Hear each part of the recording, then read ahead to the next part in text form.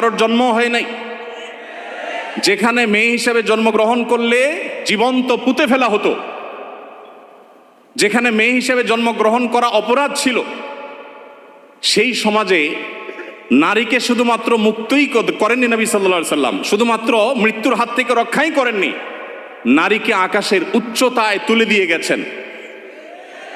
কোনো বাবা মা যদি দুটি কন্যা সন্তানকে সঠিকভাবে যথাযথভাবে লালন পালন করে তার জন্য জান্নাতের গ্যারান্টি দিয়েছেন। তার বিপরীতে 1 ডজন ছেলে সন্তান পালন করলেও এই সুসংবাদের কথা নবী সাল্লাল্লাহু আলাইহি সাল্লাম বলেন নাই। তো সেই মুসলমানদেরকে যদি নারীদের অধিকারের সবক শুনাতে আসা হয় তো সেটা দুর্ভাগ্যজনক বিষয় ছাড়া আর কিছুই না। ভাইরা আমার, এখানে আপনারা দেখতে পাচ্ছেন হয়েছে একজন নারী চিকিৎসকের প্রতি জুলুম নির্যাতন, সেটার প্রতিবাদ হবে, কিভাবে তার জুলুম থেকে রক্ষা করা যায় সেটা বলা হবে।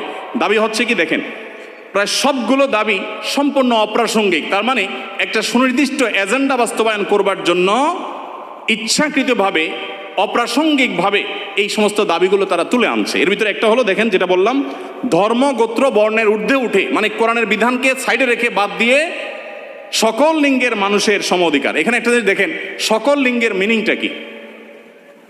সকল লিঙ্গ মানে কি? নারী পুরুষ?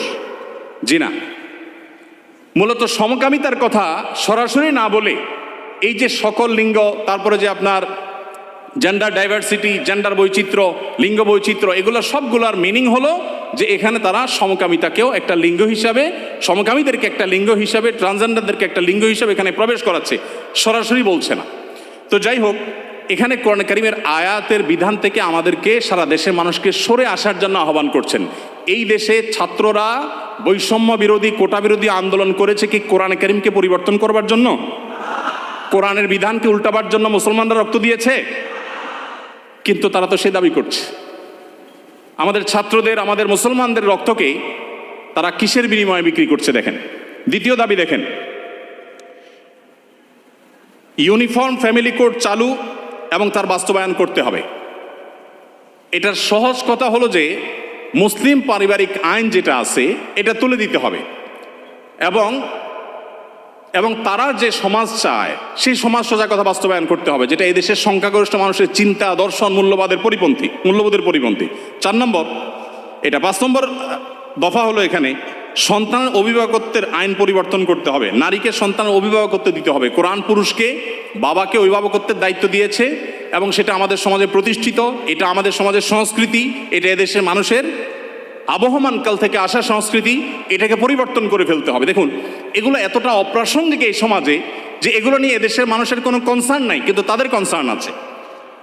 এরপরে দেখেন 5 নম্বর হলো সন্তানের অভিভাবকত্বের আইন পরিবর্তন। 7 নম্বর হলো নারী, আদিবাসী, প্রতিবন্ধী এবং ভিন্ন লৈঙ্গিক পরিচয়ের মানুষকে, দেখেন নারী আসছে, আদিবাসী আসছে, প্রতিবন্ধী আসছে, এরপরে আবার নারীর পরে আবার ভিন্ন লৈঙ্গিক পরিচয়ের মানুষ বলতে কি বোঝানো হয়? পুরুষ এবং মহিলা ছাড়া ভিন্ন লিঙ্গ এর পরিচয় দেয় যারা, তারা কারা? ট্রান্সজেন্ডার। আরো সহজ করে বলতে গেলে সমকামী।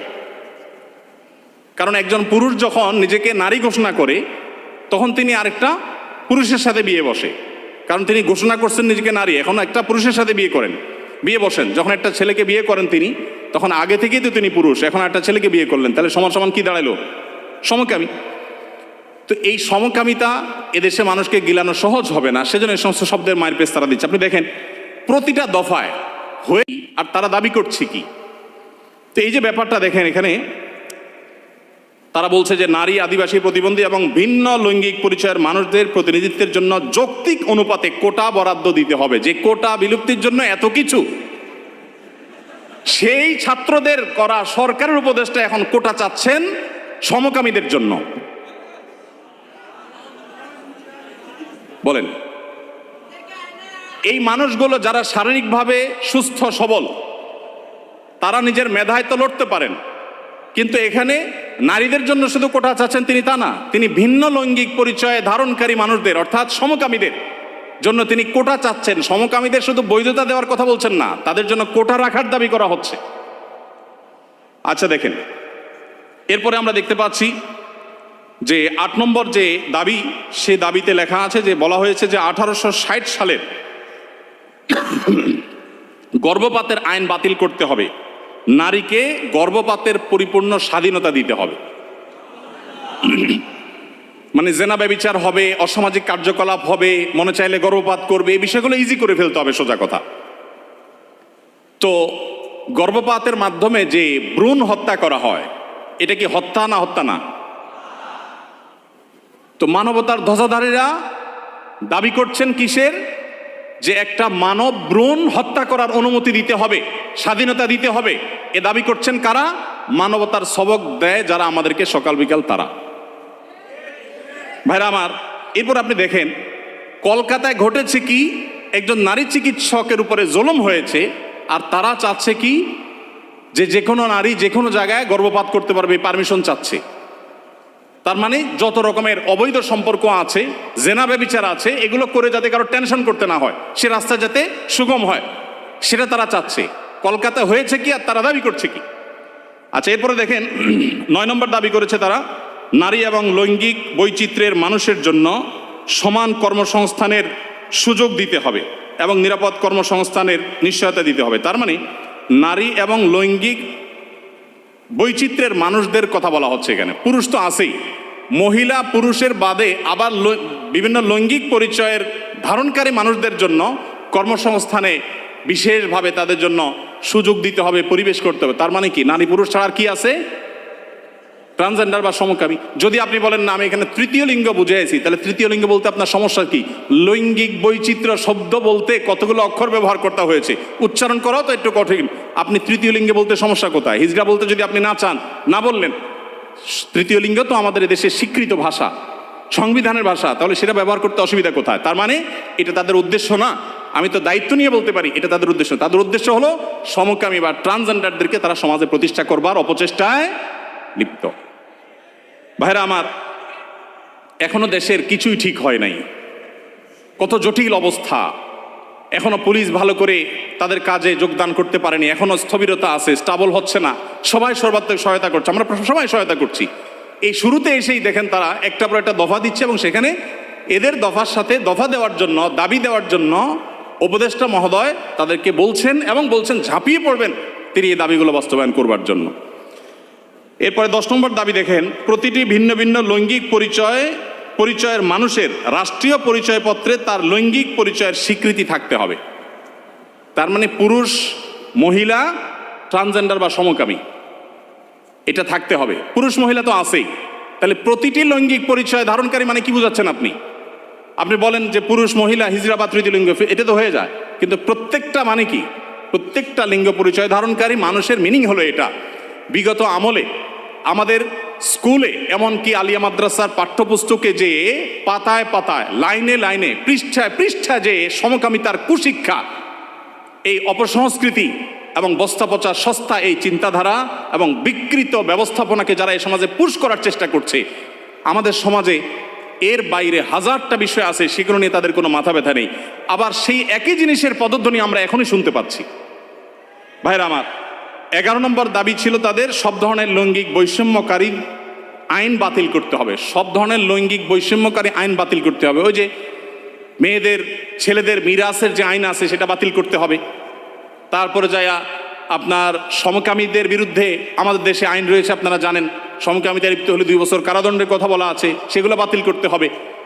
এই যে দাবিগুলো আছে, আপনারা এবার মিলান যে কলকাতাতে একজন নারী চিকিৎসক তিনি জুলুমের শিকার হয়েছেন, তার সেই জুলুমের বিরুদ্ধে সর্বকণ্ঠে আমরা শতকণ্ঠে প্রতিবাদ জানাবো। কিন্তু এখানে প্রতিবাদ জানাতে গিয়ে দাবি যেগুলো তোলা হচ্ছে সবগুলো হলো সমকামী এবং ট্রান্সজেন্ডারদের জন্য দাবি। এই যে ষড়যন্ত্র, এটা আমাদের দেশে নতুন না। যারাই যখন আসে বিদেশিদের টাকা পয়সা ফান্ড পেয়ে তারা সেগুলোকে এই দেশে পুশ করার অপচেষ্টায় লিপ্ত থাকে। তারা জানে না এদেশের ওলামা একরাম তাদের শেষ রক্তবিন্দু থাকা পর্যন্ত এ সকল অনাচারের বিরুদ্ধে তারা কথা বলে যাবেন। এদেশের ওলামা একরাম, এদেশের দিনদার মানুষের কোনোদিন এটা বাস্তবায়ন হতে দিবে না। মালয়েশিয়ানরা যদি সমকামীদের যে সিম্বল, তাদের যে রংধনুর সিম্বল, সেই কালারগুলো, সেই 6 কালার, এগুলো যদি কেউ কোনো পোশাকে, আশাকে, ঘড়িতে, কোনো কিছুতে ধারণ করে, আমি যদি ভুল না বলে থাকি, না জেনে থাকি, তাহলে 3 বছর কারাদণ্ডের কথা বলা আছে। তো মালয়েশিয়ান গভর্নমেন্ট যদি এটার বিরুদ্ধে এত শক্ত অবস্থানে থাকার পরেও তারা উন্নতির চরম শিখরে পৌঁছে যায়, আমরা তাদের কাছে চাকর হওয়ার জন্য লালায়িত থাকি, তাহলে এরা আমাদেরকে কোথায় নিয়ে যেতে চায়? একজন উপদেষ্টা মহোদয়, তিনি বর্তমানে আমাদের প্রচলিত আইন সংবিধানে থাকা জিনিসের বিরুদ্ধে, সবচেয়ে বড় কথা হলো আইন সংবিধানের চেয়েও বড় জিনিস হলো এদেশের সকল ধর্মের মানুষের কাছে ঘৃণিত একটা বিষয়কে সমাজে স্টাবলিশ করবার জন্য রীতিমতো প্রকাশ্যে এখন তারা নেমেছে। এখন একজন আলেম হিসাবে, একজন দায়ী হিসাবে আমাদের বুদ্ধিবৃত্তিকভাবে এই সকল ষড়যন্ত্র মোকাবেলা করতে হবে। আমরা এদেশের বৈষম্যের বিরুদ্ধে, যত প্রকার বৈষম্য আছে সেই বৈষম্যের বিরুদ্ধে ওলামা একরাম কথা বলেছেন। সবচেয়ে বেশি বৈষম্যের শিকার তো আলেম সমাজের দেশে। আলেমদের চাইতে, দায়ী টুপি এবং হিজাবের চাইতে বেশি বৈষম্য এদেশে কার প্রতি হয়েছে? আমাদের এই সমাজে শুধুমাত্র এই স্বাধীনতার পর থেকে না, ব্রিটিশ আমল থেকে শুরু হয়েছে। ওলামা একরাম এবং দিনদার মানুষ তারা এই সমাজের সবচেয়ে নিগৃহীত, সবচেয়ে নিষ্পেষিত।